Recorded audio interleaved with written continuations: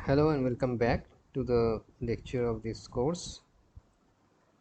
So today we would talk something more about codes, and these are codes which use the binary bits, and we would also talk about something related to data integrity. So let us go ahead and see what we have in store for ourselves. So this is another code. So last lecture we covered the BCD and the XS3 code, and we understood how they are formed. So this is another code which is very useful and very popular, and this is called the gray code. So the gray code has the idea behind it that only one bit of the code would change, only one bit of the code would change uh, upon a change in upon a unit change in value. So whenever we shift, suppose we are changing our value from 3 to 4, so only a single bit would change in the world, so in the code. So that is the idea behind gray code. So why it is useful? So it is useful in encoding position numbers which change only by one position unit. So how to give an example of this? So perhaps you have worked with stepper motors, maybe, where the angular position changes by certain degree in each step. Suppose it changes by 1 degree in each step. So you know what a motor is. So a motor is basically giving you a rotational output, rotational mechanical output from a electrical signal, input electrical signal. So here this stepper motor changes the angular position by a unit degree for a unit change in the voltage.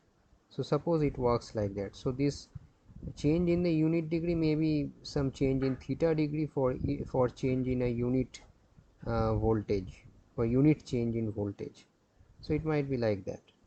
So here what happens, so when you change the voltage from some quantity and raise it up to the next level, we we want only one bit to change.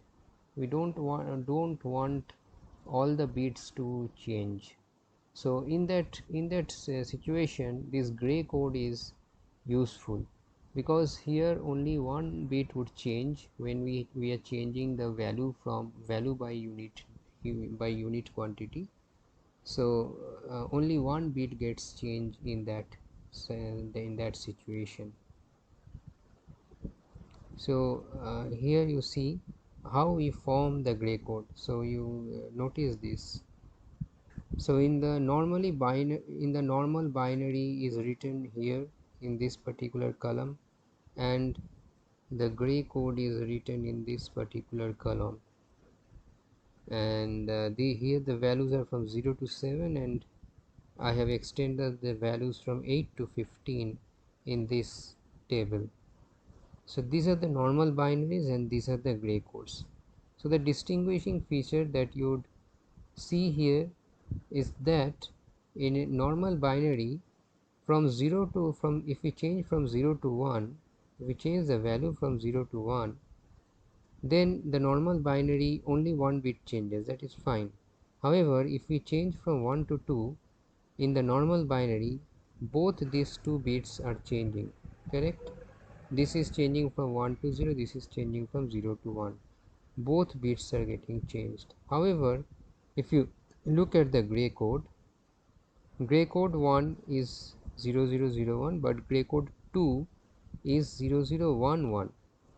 So here one bit is only changing, this bit is only changing, and from 2 to 3 in normal binary single bit is changing, Also in gray code also the single bit is changing.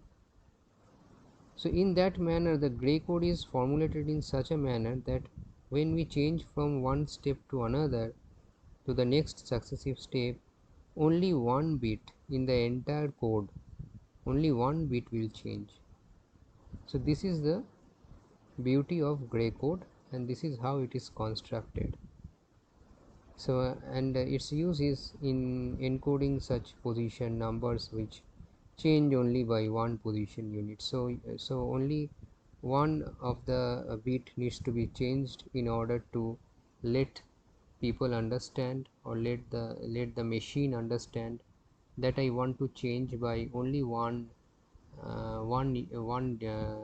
only one position unit and not more than that.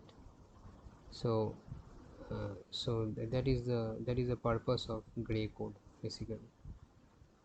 So how to write the gray code? So there is a very shorthand technique to write gray codes when you don't have to represent, when you represent only the small numbers like 0 to 15 perhaps, or maybe up to 32 maybe. So 5 digit or 6 digit, it becomes a bit lengthy, but up to 5 digits also you can write in this shorthand method. So what we are doing here, so you see, so you observe that in normal binary how we can write. So I will teach you how to write normal binary as well as gray code in serial. So serially means starting from 0 and we increase our value. So how the normal binary will be written and how the gray code will be written. So let us observe for 4-bit binary and 4-bit gray code. So here you see in the normal binary how we write.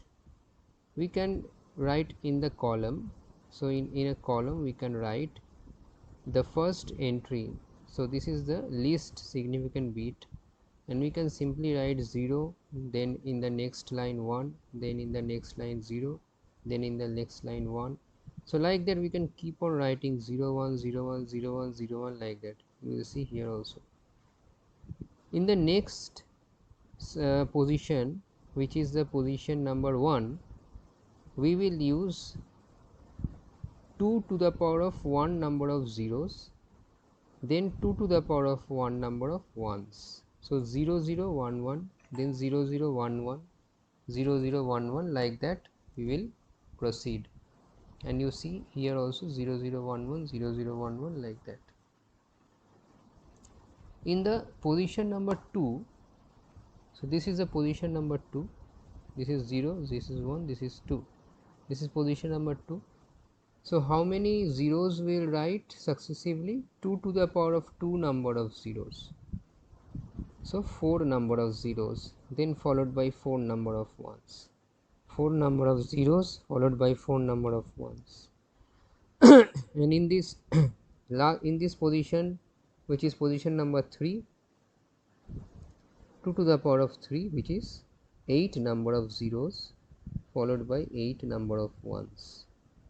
So in this way we can write. So when you have to tabulate this tabulate the binary numbers in ascending order, then you might fumble while writing it the whole number one by one. So it is this easy convention that you first write the 0 position as 0 1 0 1 0 1 0 1, like that.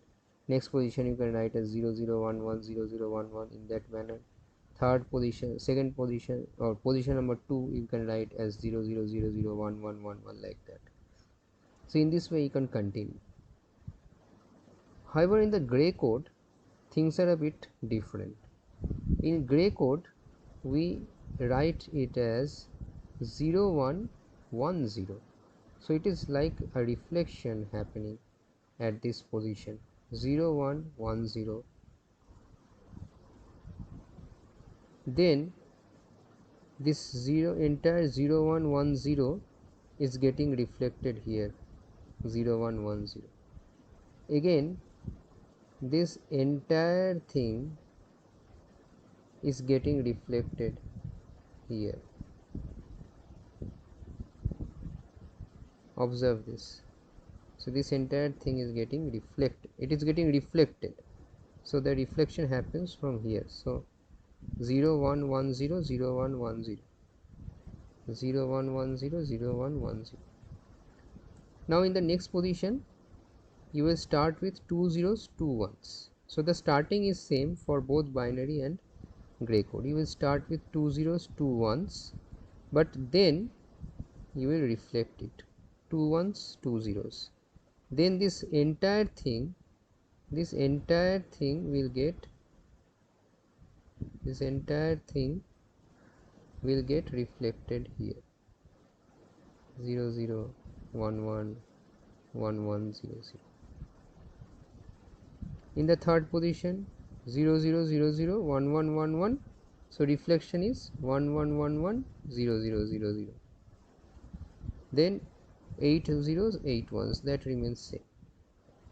So you can see that in this way it is very easy to construct the gray code and the binary numbers in ascending order. So even if you have a serial of numbers, if you have a series of numbers starting from 0 that you need to represent in binary or gray code, you can use this shorthand method. You first write down the 0 position, then the position 1, then the position 2, then the position 3 in the manner that I described.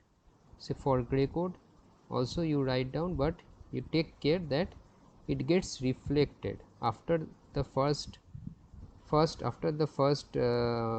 exhaustion of this 0 1 series. It gets reflected after this 1, it gets reflected after this 0 0 1 1, again it gets reflected. So you take care of that reflection.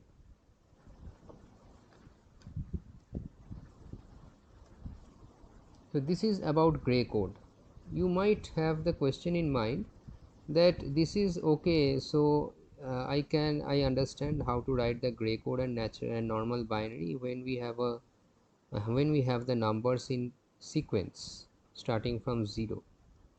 However, if I give you a random number like perhaps 55 and ask to find out the binary and the gray code, then how to do it? Binary, okay, binary I know, I have to keep on dividing by 2 and take the remainder, so I will get the binary. But what about gray code? How to find the gray code of 55? Do I write down all this from 0, starting from 0 to 55?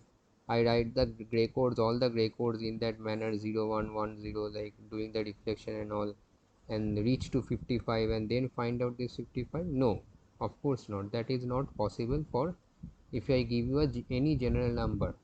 Okay, if I give you a larger number, you don't have to go through all that trouble. There is a method, however I am not discussing the method right now because it needs some more knowledge about about combinational circuits, which you would go through in after a few lectures, maybe one or maybe around 2 weeks later. So when we come to that, we will again come to this problem of finding out the gray code of any number or from a particular binary number, suppose. So a binary number is there, and we can find out the corresponding gray code of that binary number. However, if we have sequence of numbers, and for this limited sequence of numbers we can write down the binary as well as the gray code in the manner that I have described. Next we come to parity code. So parity code is basically in the normal binary number. Suppose we have a binary number 1101. So this is a binary number. So a bit is added to this binary number either at the either at the MSB position or the LSB position. It depends on convention. Normally it gets added at the MSB position normally. So this extra bit is calculated from the actual word that we have, actual binary word. So this extra bit is calculated from this actual binary word and placed either before or after, normally before the binary number, and this is called the parity bit P. So we calculate this P from this word. How to calculate this parity? So there are two definitions, one is the even parity, another is the odd parity. How it is defined, you see, it is very simple. Even parity is 0 if number of ones is even, otherwise the parity is 1. Odd parity is 0 if number of ones is odd, otherwise parity is 1. So it is simple, but it looks a bit complex and confusing at the first. So let me simplify it further. See, note one thing, what we are concerned with, we are concerned with the number of ones in both cases, be it even parity or odd parity. We are only concerned with the number of ones, so only you look at the number of ones. For even parity, so both the even parity and the odd parity, we are looking for 0 actually, whether it is 0 or not. When it will be 0? When in even parity number of ones is even, it is 0. In odd parity number of ones is odd, it is 0. So that more or less simplifies it a bit more. So we are looking for the number of ones. If it is even, then even parity is 0. If it is odd, then odd parity is 0. But if you are looking for even parity and you find out that the number of ones is odd, then of course even parity will not be 0, it will be 1. Similarly, if you are looking for odd parity and find that the number of ones is even, then of course odd parity will not be 0, so the odd parity will be 1. What is the default case? So if you are just asked to find the parity without mentioning it is even or odd, then by default you should consider that you are calculating the even parity. By default we understand that we are trying to calculate the even parity. That means if we see that the number of ones is even, then we say that the parity is 0, and if we see that the number of ones is odd, then we say that the parity is 1. With this understanding, let us try to calculate the parity of these binary words, even parity and odd parity. Of course, as the definition follows, you can understand if even parity is 1, odd parity will be 0. If odd parity is 1, even parity will be 0. And it is in the same manner in these two columns you can observe. So this in this binary word, suppose this is the binary word, the first one in the first row. So even parity we are trying to calculate. So be it even parity, be it odd parity, what we are trying to calculate is the number of ones. So what are the number of ones? 1, 2, 3, 4, 5. 5 number of ones. So 5 is odd. So in the case of even parity, it will be, the parity will be 1. And in case of odd parity, the parity will be 0. Because as per the definition, you read the definition once more and you can understand. So in the next, this word, how many ones? 1, 2, 3, 4, 5, 6. 6 number of ones. So the even parity will be 0, odd parity will be 1. So likewise you can look at all these numbers and calculate the parity. So parity calculation is very easy. So this is the parity bit, and after calculating the parity, then it depends on the convention whether you place this parity before the word or after the word. That depends on the convention. So why we need to place the parity actually? So what we do is basically from one position we are sending the data to another position over a communication network. So from here we are sending the data. So this is the sending station and this is the receiving station, suppose. So from the sending station we have to send this particular data. Suppose this data we want to send, this one. 001101. But instead of sending 001101, we send it by appending it with a parity. So what is the event parity? Suppose we are working with event parity, so we append it with the parity bit. Now this receiver end should know that it is receiving a word which is with parity bit, and where the parity bit is placed. That knowledge should be there with the receiver.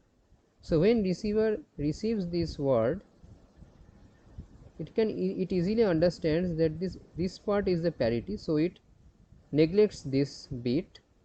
It only takes this bit as the word, and then does its further processing with this data, with this word. Why we are adding something, and then finally we are discarding that? So why we are anyway adding it? So we are adding it to check the data integrity.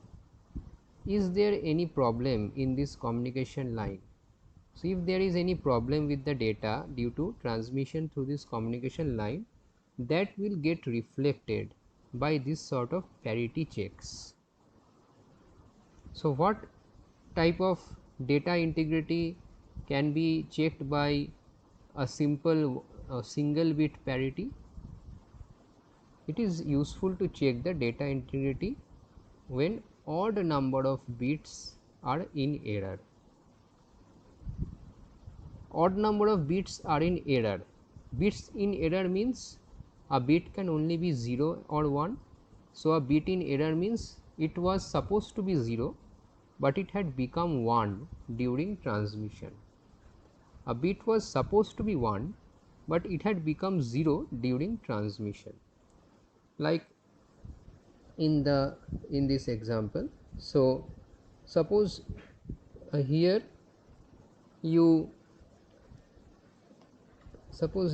an odd number of bits get changed. So suppose the word which came here have this particular bit changed to 1, then you are receiving, sorry, I did not change it, you are receiving the data as 101101. This particular bit has changed. Okay, one bit, single bit, and it is 1 is odd basically. So I am showing for you the example for 1, but you can easily understand the same thing will happen for odd number of bits in error. So now this in this receiving station, the receiver does a data integrity check. So it knows that this is the parity bit sent by the sending station. It now calculates the parity of the word. Of course, it calculates the parity of the word as 0, but it sees the parity that was sent by the sending station as 1. So automatically it understands that there has been a problem, and there has been a problem in odd number of bits. So this much information it is certain about. This much it is certain about. However, it is not certain about what those particular bit positions are which had been in error. That it cannot tell. It can only tell that odd number of bits had been in error. This it can only tell. Okay. So by this the parity method becomes useful. Okay. So it can also happen that the parity bit becomes in error while sending. So like it becomes this 000111. So the word actually does not change, the parity bit has changed, the parity bit has come to error, right? So even then you can identify that there has been an error somewhere, there has been an error somewhere. However, in this case the word that was sent was not in error. only the parity bit was in error. So only one single bit parity check is not so much meaningful for data integrity checks. So that's the reason why we go for a Hamming SEC code. Hamming SEC code is Hamming single error checking code. Single error check or single error checking, something is there. Single error check code. So it is able to identify the position in which the error has occurred. So with the Hamming SEC code, we can pinpoint that particular bit which is in error. However, the SEC code is single error check. That means we can identify the error only in a single position. So we are assuming beforehand that only a single bit has been in error, not more than one bit. So if a single bit has been in error, then we can identify the position of that single bit. However, if there are multiple bits in error, you can run the algorithm fine. The algorithm will still run. You can run the algorithm, you will get a position, but you will get only a single position, and that might not be the position of the error. So there is a starting assumption that only a single bit is in error, and only then after running the Hamming SEC check, so you will be able to find out the error position, find out the position of the bit which has been in error, and you can point it out with 100% accuracy. How to go about with Hamming SEC code? This is a bit more complex, so pay attention to this. So we don't calculate one parity bit, but we calculate a sequence of parity bits from the given binary word. So I am now using some specific terms, please pay attention. Parity bits, binary word, consolidated Hamming code. So the Hamming code and the binary word are not one and the same. The parity bit and the binary word come together to form the consolidated Hamming code. Is formed with the parity bits and the binary word in combination. How it is formed?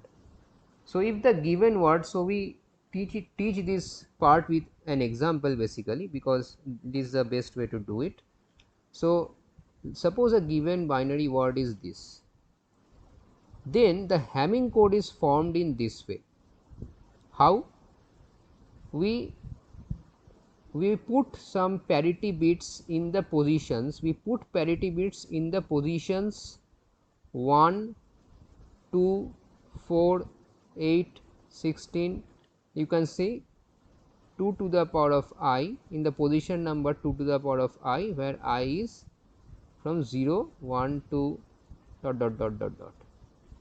So we take as many I as required.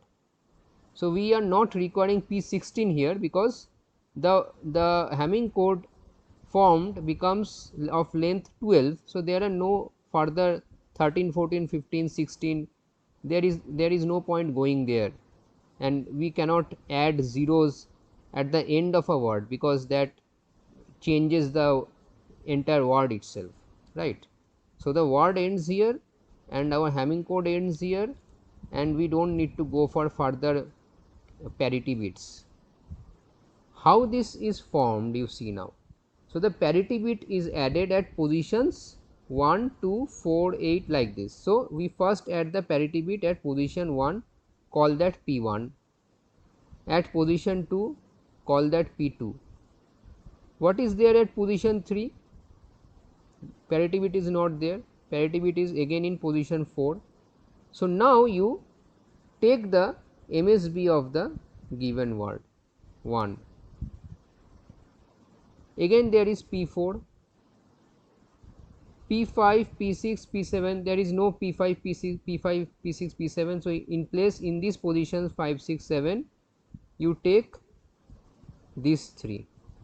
So, the next 3 from the word 0, 0, 1, then again P8, then after P8 the remaining 4 bits of this word 1, 0, 1, 0. So, you understand how we are combining the parity bits and the word together. So, in between the parity bits we fill up the word basically. In between the parity bit positions we plug in the given binary word and we read from left to right. Okay, left to right we fill up. So that this one is this particular MSB, this 001 is the next 3 highest digits, next 3 highest positions, and these 4 are the next 4 highest positions. So, like this we would continue if there were more numbers, more number of bits, we would continue further. So, this is the way Hamming code is constructed, but now the question is how to calculate it. The question is how to calculate it. So, to calculate, okay, so before that I just need to note this. Note that the position numbers are taken reverse than conventional bit numbers. So, conventionally we take this as position 0, this as 1, this is 2, this is 3, this is 4, 5, 6, 7, right. But in Hamming code we start from the left hand side and call this position 1, not 0. Call this position we call this is position 0, this is position 1, this is position 2, this is position 3, 4, 5, 6, 7, sorry, this is position 1, sorry, this is position 1, this is position 2, 3, 4, 5, 6, 7, 8, like this we go on, like this we go on, and we are placing the parities in positions 2 to the power of I. In the position number 2 to the power of I from 0, 1, dot dot dot. So, we are placing the parity bits in position 2 to the power of 0 which is 1, 2 to the power of 1 which is 2, 2 to the power of 2 which is 4, then 8, then 16, like this, 32, like this. So, we have placed the parities in position 1, position 2, position 4, position 8 in this particular case. So, note this that the position numbers are taken in reverse than conventional bit number. So, this is a convention that we are using. This taking the position numbers in reverse in the Hamming code is a convention that we are using. So, in some places, in some reference materials you will find the convention opposite, that means the convention is same as the as normal binary. So, they start from the right hand side, they write P1 P2 like this. So, and this entire thing is reversed basically, and that is also a convention and that also gives you the correct answer. However, we are using this particular convention. So, I ask you to stick to this convention for the purpose of this course. You use this convention, you write P1 at the very beginning of the word and then go from left to right when you are writing forming the Hamming code. Now, how to calculate the parity bits, that is the next important step. So, we have formed the Hamming code, that is true, P1, P2 and P4, P8, and in between we have clubbed the given word, but we can't send like P1, P2, right. We have to find what P1, P2, P4, P8 are, is it 0 or is it 1, and then send the data across. How to find this? So, for that, to calculate the Pi, Suppose we want to calculate Pi, then this is a general rule actually what I have written down. To calculate Pi, take alternate I number of bits starting from position of Pi and calculate even parity of the bits. That means for P1 we have to start from this position, take alternate I number of bits, that is alternate 1 number of bits. That means skip 1, take 1, skip 1, take 1, skip 1, take 1, skip 1, take 1, skip 1, take 1. So when you do that, then your P1 becomes equals to, so P1 here there is nothing, in this place there is nothing, so this is left blank. In the next we have 1, next we skip 1, take 1, 0, skip 1, take 1, 1, skip 1, take 1, 1, skip 1, take 1, 1. P1 will then be the parity of this number of this particular bits, and the parity is 0 because there are even number of ones. We are calculating the even parity. Okay, remember this, we are calculating the even parity. So this parity is 1. P1 is found out to be 1. What is P2? For P2 you have to start with P2, take 2 bits, you have to start with T2, take 2 number of bits in alternate mode starting from the position of P2. That means you take these 2, then leave these 2, again take 2, leave 2, take 2, leave 2, like that. So P2, what you are getting? P2 1, so P2 is blank now, so only 1, the next 2 is 0 1, the next skip 2, take 2, again 0 1, and the parity you calculate is 1 because there are odd number of ones. P not P3, so this is a common mistake that we keep on making. So this is P4, the next one is P4. For that we have to start from position P4, take 4 bits together, skip 4 bits and then take another 4 bit. So here we don't have any other bit, only one bit we have, so we take only this one bit, and this P4 is blank for starting 0 0 1 and then again 0, and this parity becomes 1. To calculate P8, same norm, we have to start from P8, take 8 bits together, then skip 8 bits, like that.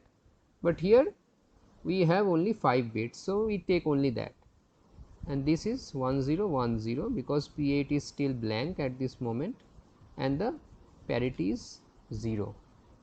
So we have calculated P1, P2, P4, P8, and the Hamming code will become like, we have to replace this P1 with 0, P2 with 1, P4 with 1, P8 with 0. So that will become the Hamming code. So I have written it down here. So we have calculated P1, P2, P4, P8 as we had calculated here, the same thing is here, and the Hamming code becomes this. So you notice that we have simply replaced the P1, P2, P4 and P8 and form the Hamming code. So this is the code that is getting sent from the sending station to the receiving station. So this Hamming code gets formed. So this code, Hamming code, is prepared at the sending station. Now it is sent through the transmission line and received at the receiving station. After receiving at the receiving station, then what the receiver will do in order to understand whether there has been an error and at which position the error is, what has to be done from at the receiving end. So the algorithm at the receiving end is to calculate check bits C1, C2, C4, C8. Okay, we calculate the check bits first. How we calculate the check bit? It is in the same manner. it is in the same manner. So, in order to calculate C1, you start from position 1, take 1, leave 1, take 1, skip 1, take 1, skip 1, like that. Okay. To calculate C2, you start from position 2, take 2, leave 2, take 2, leave 2, take 2, leave 2, and then you calculate the event parity.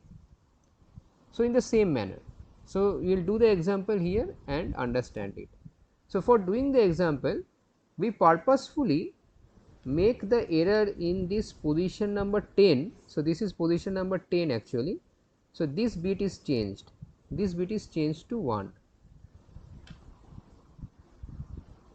and this is the word at the receiving end, at the receiving station. This is the word, the error word is received at the receiving station. So, the receiver is working with this particular word, the error, the word which is in error. So, it is calculating the check bits on this word, not at this word. The Hamming code was prepared at the sending station. While coming to the receiving station, we assume that a single bit has been in error, which is the bit number 10.